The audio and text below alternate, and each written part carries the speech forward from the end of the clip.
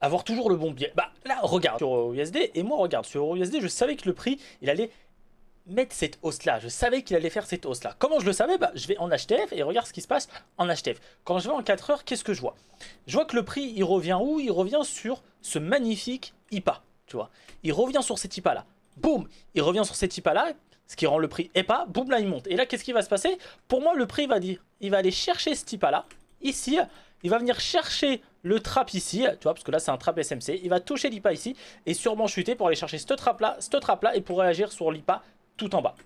Tu vois, voilà comment avoir le bon biais. Il faut comprendre les IPA et pas. C'est super important. Car si tu comprends pas les IPA et pas, bah, tu pourras pas avoir le biais. Pour avoir le biais aujourd'hui, il faut comprendre la liquidité, comprendre sa structure et surtout comprendre les IPA et pas. Lorsque le prix il est IPA, le prix peut potentiellement se retourner. Lorsque le prix il est EPA, c'est que le prix va continuer sa traîne. C'est-à-dire que lorsque le prix il est EPA comme ça, normalement sa traîne elle va continuer. Mais lorsque le prix commence à créer un IPA à déséquilibre, d'accord, qui ne revient pas ici sur son point ici, bah là le prix, il y a des chances qu'il se retourne. Et c'est ce qu'on a vu ici, le prix ici s'est retourné sur cet IPA là, il est remonté, il va toucher ce IPA là et pour moi il va chuter pour aller chercher cet IPA ici et généralement ça va être du trap et ça va être du trap. Trap, trap, trap. Voilà une des manières aussi de reconnaître les traps SMC.